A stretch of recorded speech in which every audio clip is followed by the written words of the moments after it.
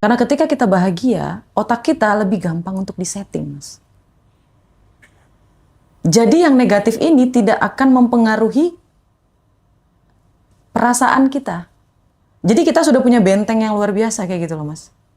Tapi masalahnya kebanyakan laki-laki di luaran sana, mereka itu kebanyakan bekerja. Happy-happynya hampir zero.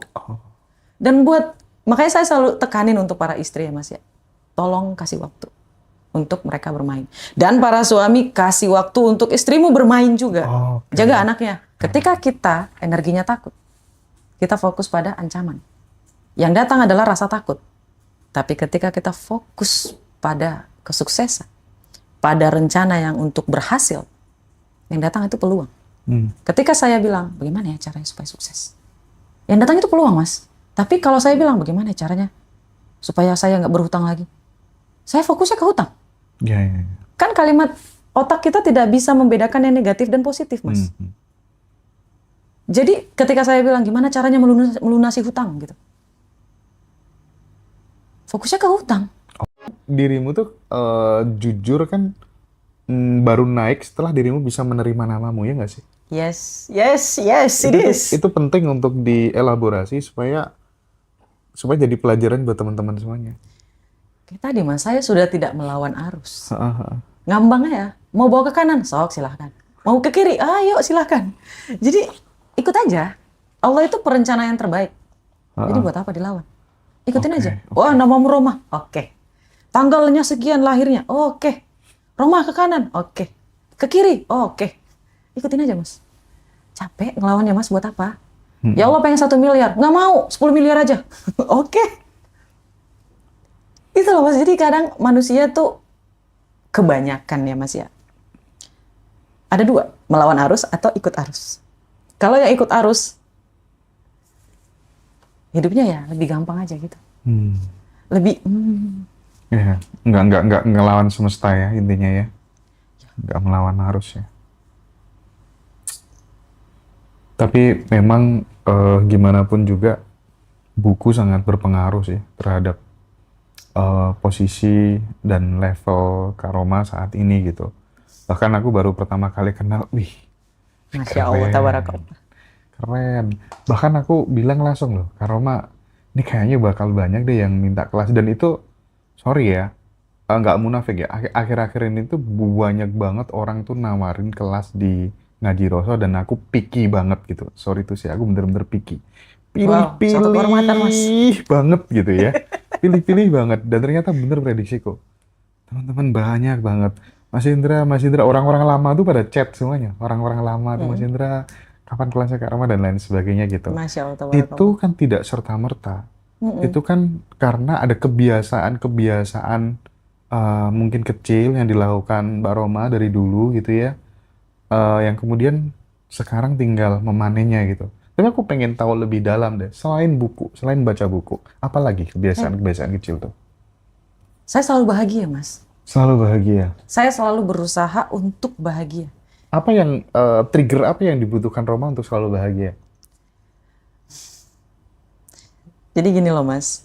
Makanan di rumah seadanya. Oke. Jajan seadanya. Segala sesuatunya seadanya. Di mana lagi saya bisa untuk bahagia selain di kepala saya. Oke. Dan ini saya selalu lakukan. Apapun saya lakukan hanya untuk bersenang-senang. Caranya Yang gimana? halal tapi ya. Dari kecil saya suka mancing. Oke. Cewek suka Saya suka mancing ya? ya. Dirimu agak tomboy dong berarti dulu? Wah, tomboy banget, Mas. Iya, kelihatan. Itu lawan arus loh. Tapi hanya ikan-ikan besar yang berani ngelawan arus. Awalnya ya, Mas ya. Kalau sekarang saya ngikut arus menuju ya kan nggak boleh dikasih tahu, hidup dalam sunyi dulu. Ada kok nanti kalanya, Mas. Ketika udah naik kapal feri bisa kok. Lawan arus bisa. Tapi kalau lagi naik sekoci, jangan lawan arus dulu. Ikutin dulu. Ikutin. Sampai di mana tadi, Mas? Main ke ladang. Semuanya. Jadi memang dari dulu tuh memang suka banget yang survival kayak gitu, Mas. Saya selalu lakuin itu. Apapun yang bikin saya bahagia. Ngeband misalnya. Orang-orang zaman sekarang mungkin, di tahun sekarang ya, Mas ya. Kalau tahun 2000-an kan beda ya. Zaman sekarang tuh Mungkin karena kebanyakan gadget kali ya. Ya Mas ya. Jadi mereka bermainnya cuma di game. Tapi itu nggak masalah juga sih. Lakukan apapun agar kita punya output negatif. Output negatif. Iya. Jadi ada jalan untuk mengeluarkan energi negatif itu. Oh, tapi kan itu dilakukan Kak Roma pada waktu masih Kecil. muda, kecil kan. Iya. Yang jadi persoalan adalah bagaimana seseorang yang sudah berkeluarga, berumah tangga, terus dikejar-kejar hutang, tapi dia tetap bisa mengeluarkan vibrasi dan energi yang positif, gitu ya, menemukan kebahagiaan tanpa syarat dari dalam dirinya sendiri kan itu. Mas, pertanyaan Mas baru aja saya jawab kemarin sama klien saya. Baru ada kemarin Mas, Oke. one to one, nanyain kayak gitu. Jadi saran yang saya kasih adalah pertama saya nanyain dulu, apa yang Mas lakukan untuk bahagia? Nggak ada. Saya langsung tutup mata. Oh my God. Sumber masalahnya adalah di situ. Masalah itu pasti akan datang, Mas. Hutang itu bukan momok. Kalau dia baca buku bisnis, hutang itu adalah pembantu kita. Kalau dia baca buku bisnis. Terus saya bilang kayak gini, Bapak ingin jadi siapa? Saya ingin jadi pembisnis, Mas. Mbak. Oke. Kapan terakhir ikut seminar bisnis? Terus bapaknya ngangeng. Bapaknya bingung gitu. Oh, terakhir kayaknya ada sekitar hampir 10 tahun yang lalu deh, Mbak. Oke. Tapi bapaknya mau jadi pembisnis? Iya. Bapak salah kelas. Bapak ikut spiritualis untuk benerin mental. Setelahnya Bapak pergi ke bisnis. Ya Pak, ya Mas ya. Iya. Itu yang pertama. Yang kedua, output bahagianya itu dari mana? Bapak kerjanya seharian ngapain? Saya kerja, Mbak Roma, dari kapan? Senin sampai Minggu. Saya kaget, Mas. Saya kaget. Oh, jadi gini Bapak. Bapak itu sebenarnya tidak bermasalah soal hutang. Bapak itu cuma kurang kebahagiaan. Kenapa saya bilang kayak gini? Karena ketika kita bahagia, otak kita lebih gampang untuk disetting, Mas. Jadi yang negatif ini tidak akan mempengaruhi perasaan kita. Jadi kita sudah punya benteng yang luar biasa kayak gitu loh, Mas. Tapi masalahnya kebanyakan laki-laki di luaran sana, mereka itu kebanyakan bekerja. Happy-happynya hampir zero. Dan makanya saya selalu tekanin untuk para istri ya Mas ya. Tolong kasih waktu untuk mereka bermain. Dan para suami kasih waktu untuk istrimu bermain juga. Jaga anaknya. Ganti-gantian gitu loh. Gitu loh Mas. Ya kalau misalnya suaminya lagi me time. Tadi saya udah bilang Mas yang Napoleon Hill. Waktu yang sunyi. Setiap individual itu harus punya waktu yang sunyi. Oke.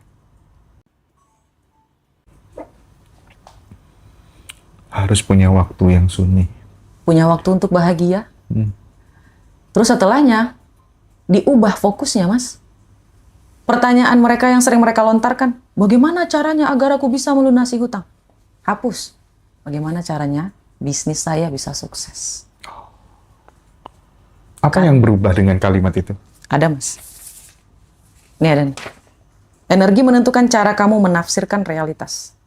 Ketika kita energinya takut, kita fokus pada ancaman. Yang datang adalah rasa takut. Tapi ketika kita fokus pada kesuksesan, pada rencana yang untuk berhasil, yang datang itu peluang. Ketika saya bilang, bagaimana ya caranya supaya sukses? Yang datang itu peluang, Mas. Tapi kalau saya bilang, bagaimana ya caranya supaya saya nggak berhutang lagi? Saya fokusnya ke hutang. Ya. Kan kalimat otak kita tidak bisa membedakan yang negatif dan positif, Mas. Jadi ketika saya bilang, gimana caranya melunasi hutang gitu? Fokusnya ke hutang. Oke. Jadi buat orang-orang yang sedang berhutang sekarang, bagaimana caranya agar saya memiliki penghasilan yang jauh lebih banyak daripada di hari ini. Berkali-kali lipat. Kalau hutang kamu 1 miliar, kalau Allah kasih kamu rezeki 100 miliar atau 10 miliar, hutangnya lunas apa tidak? Ya. Pasti lunas. Mentalitasnya dibedain, Mas. Kalau misalnya orang itu mengalami sebuah kejadian yang tidak sesuai dengan yang dia ekspektasikan gitu ya. Pada saat dia sudah benar-benar selaras dengan mimpi yang dia idealkan dan mimpi yang dia cita-citakan, eh apa yang akan dilakukan orang itu yang mungkin itu justru akan memperbesar energi kesuksesannya gitu. Bagaimana memaknai kegagalan, bagaimana memaknai sakit hati, bagaimana memaknai dikhianati, ditipu, dihina, dicaci maki. Caranya dia mengubah, mengolahnya menjadi bekal untuk masa depan tuh gimana? Indikator bahwa dia sudah selaras dengan keinginan yang dia inginkan itu tadi. Kalau saya bilang simple, pasti orang nggak percaya ya Mas. Hmm. Hidup ini hanya untung dan untung banget, Mas. Kalau sesuatu hal tidak terjadi seperti apa yang kita inginkan, maka kita dapat pembelajaran. Ya, Kita untung. untung. Kalau kita mendapatkan sesuai yang ekspektasi kita, kita beruntung banget. Jadi kalau ada orang bilang, hidup ini adalah untung dan rugi, ya dia pasti bakalan dapat Rugi. 50%, untung 50%. Udah terbagi dari awal, Mas. Iya, iya, iya. Iya. Dan kalau ditanya, Kak Roma nggak percaya ya namanya kerugian? Enggak. Rugi itu adalah pembelajaran. Pendapat pembelajaran gratis, itu untung nggak, Mas? Meskipun pengorbanan kita tuh waktu ya, Mas ya. Yang paling berharga itu, saya ulangi sekali lagi dari kemarin, video yang kemarin juga, waktu. Waktu nggak bisa dibeli. Betul. Itu nggak bisa dibeli sama sekali. Jadi selama itu tidak mengurangi waktu kita, melebihi dari batas yang kita miliki kayak gitu, maka kita untung. Tapi kalau misalnya ngabisin waktu gimana Kak Rama? Ya udah ikhlasin, nggak ada pilihan lain. Nggak ada pilihan lain, Mas. Kita nggak bisa menggabungkan dua pemikiran yang berbeda dalam otak kita. Otak kita cuma berfungsi 18-20%, Mas. Selebihnya itu alam bawah sadar. Jadi nggak bisa keyakinan dan ketakutan bergabung jadi satu. Pilih salah satu. Mau takut terus atau mau yakin.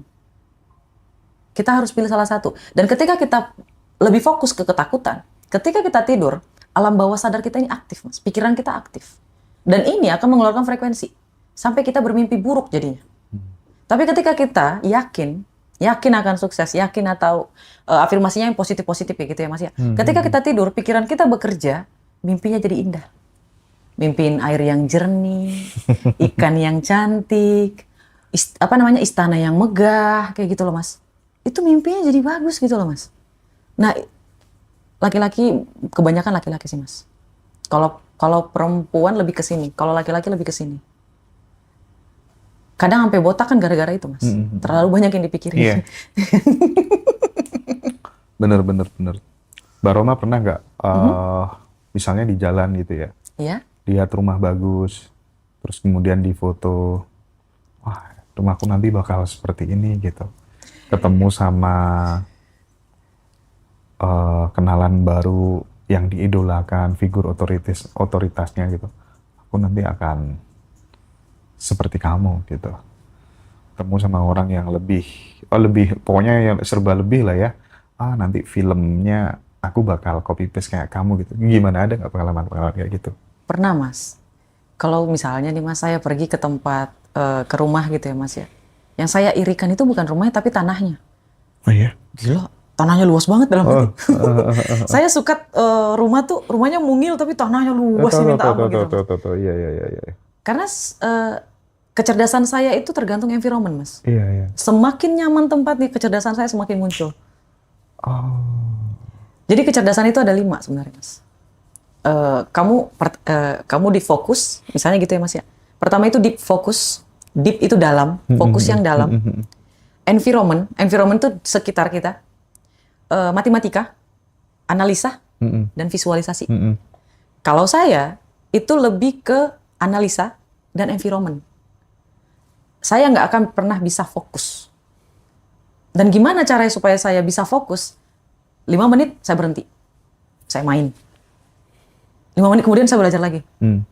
Berhenti fokusnya Mas, saya main lagi, saya joget-joget. Ini Mas, ini ada di, ini sebenarnya ilmunya mahal banget, sumpah demi apapun. Ya. Ini ilmu brainstorming. Brainstorming. Iya, jadi kita melihat kabel otak kita itu bekerja bagaimana. Kayak kata Mas ya, foto kayak gitu, ada Mas. Dan Mas percaya nggak? segala sesuatu yang saya punya di hari ini adalah hasil dari apa yang saya foto atas izin Allah Subhanahu wa taala. Sama kita. Masya Allah, tas dulu Mas, tas. Dan teman-teman, kenapa kamu nggak lakuin? Mulai dari hari ini kamu harus foto. Foto apapun. Apa yang kamu sukai. Kecuali istri orang, jangan. Oke. Aku ada sesuatu hal mungkin. Nanti silakan di breakdown aja Kak Roma. Iya. Jadi pernah ya, hampir-hampir banyak orang mungkin pernah ketika menginginkan sesuatu itu terjadinya lama banget gitu. Tapi nggak tahu kenapa gitu ya. Banyak juga teman-teman tuh yang baru sekadar batin gitu aja gitu ya. Aku pernah misalnya kayak lewat gitu ya, lewat terus kemudian ngobrol gitu ya, oh kok nggak ada ya sawah di pinggir jalan, tanah di pinggir jalan kayak gini, di daerah sini yang dijual kan bagus ya, di tengahnya dikasih rumah, terus kanan kirinya sawah-sawah semuanya gitu kan, terus dikasih pagar gitu kan. Tiba-tiba gitu nggak ada seminggu gitu pas ke Surabaya sama driver gitu, Mas ada tanah mau dijual sawah. Lokasinya tuh pas waktu aku bilang kayak gitu. Subhanallah. Nah kejadian-kejadian kayak gitu tuh terlalu sering gitu loh.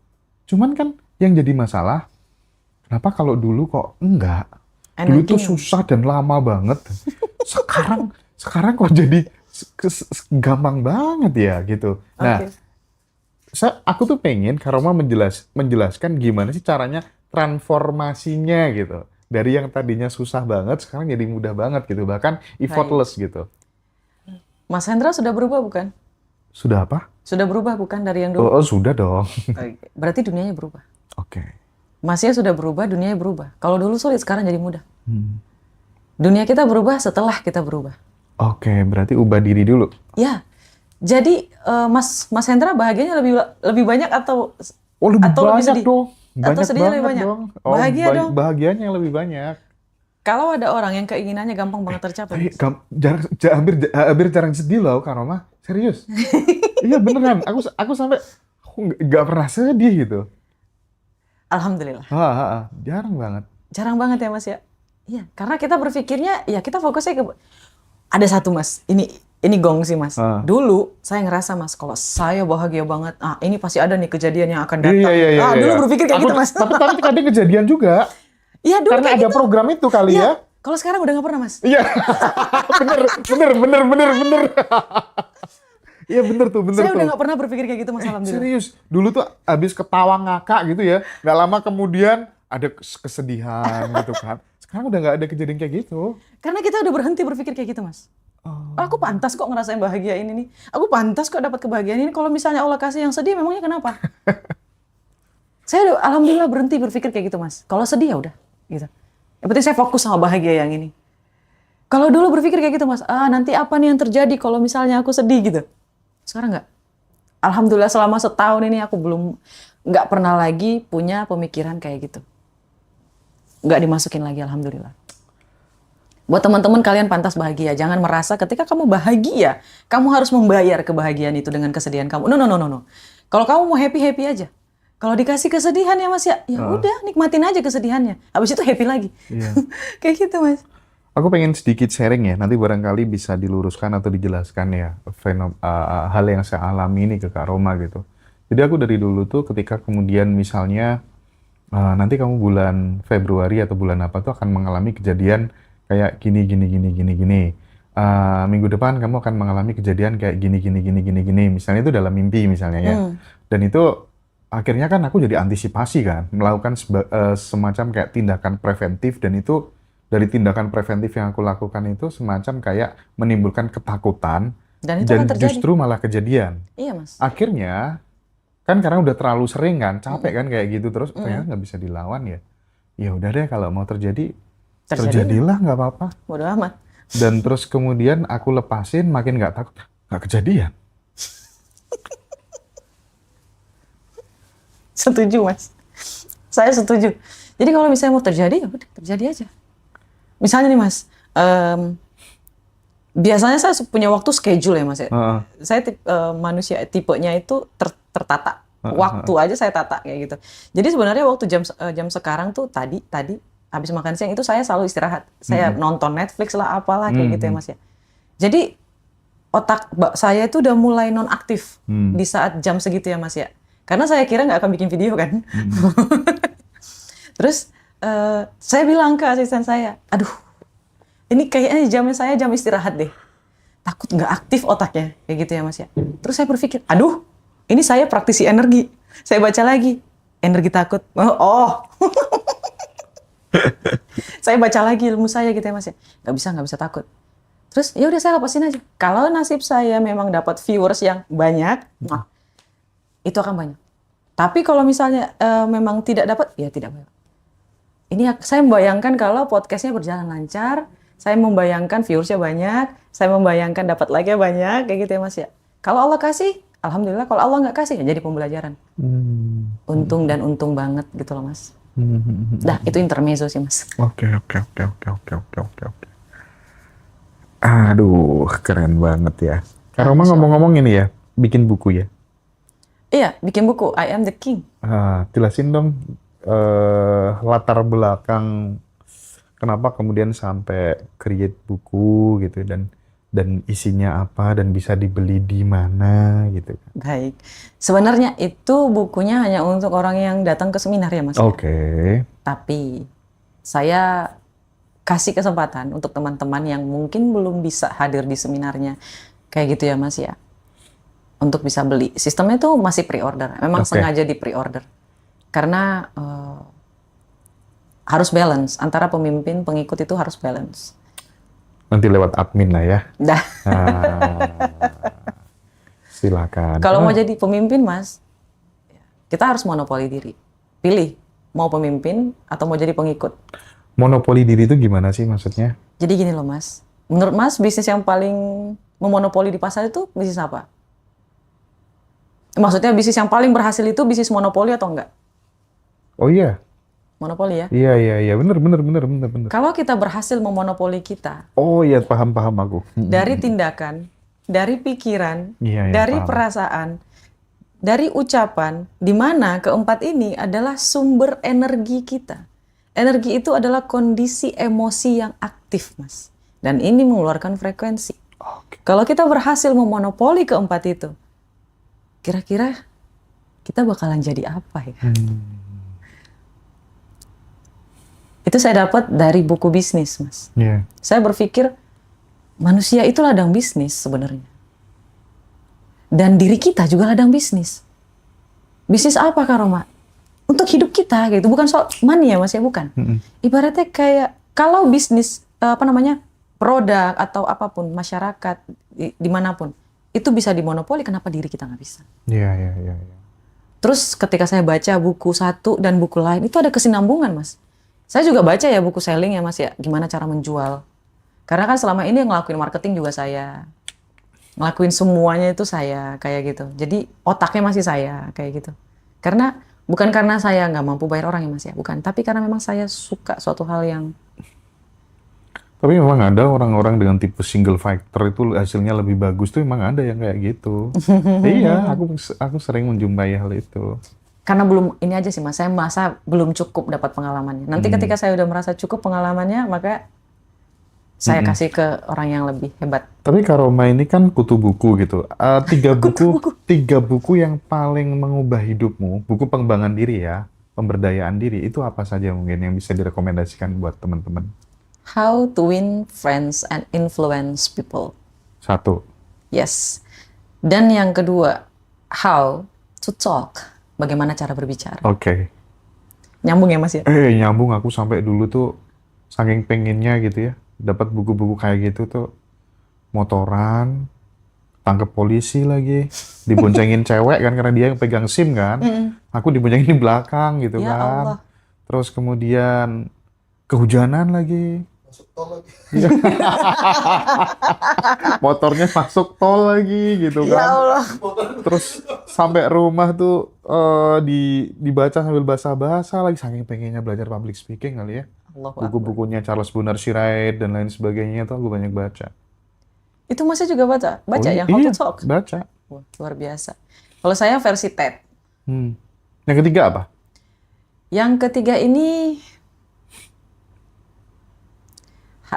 Think Big and Grow Oh iya, iya, Rich. iya. Tapi ingat ya guys, itu versi bahasa Inggris semua. Karena berbeda. Ini rahasia ya Mas ya. Saya bukan bermaksud mau menyingkirkan bisnis apapun. Cuman ketahuilah guys, kalau bukunya memang aslinya berbahasa Inggris, upayakan untuk baca dalam versi bahasa Inggris. Kenapa? Kalau teman-teman tahu yang namanya permainan sihir atau mantra, misalnya mantra Simsalabim, ya. Simsalabim itu bahasanya A gitu ya Mas ya. Terus diterjemahin, jadilah. Agak lain. Iya, iya, iya. Iya, bener tuh. Jadi ketika saya baca buku Think Big and Grow Rich dalam bahasa Inggris, dan saya baca versi bahasa Indonesianya Mas, Beda ya? Allahu Akbar. Rasanya, maksudnya. 70% bedanya Mas. Bener, itu bener. itu nggak sedikit loh. Itu Aneh kan, banyak banget. aneh kan rasanya ya, aneh gitu. Bahasanya nggak dapat Mas. Karena ada kosakata bahasa Indonesia yang tidak bisa menerjemahkan kosakata dari bahasa Inggris. Betul. Bukan soal masalah feeling, tapi pengertian. Jadi ketika kamu sekarang tahu ya kenapa Allah menjaga Al-Quran dalam bahasa Arab. Tahu ya? Jadi ketika kita baca dalam bahasa Indonesia, Mas, saya bingung kenapa ilmunya saya dapat banget ketika saya baca bahasa Inggris. Ketiga-tiganya ini Bu, semuanya bahasa Inggris. Itu beda banget. Oke. Jauh Mas. Jadi buat teman-teman belajar. Kalau baca buku Meksiko gimana Kak Roma? Pakai aplikasi, pakai kamus, kamu ngertiin sendiri. Karena kemampuan saya bahasa Inggris juga belum terlalu mumpuni ya Mas ya. 80% sisanya itu kamus. Oke.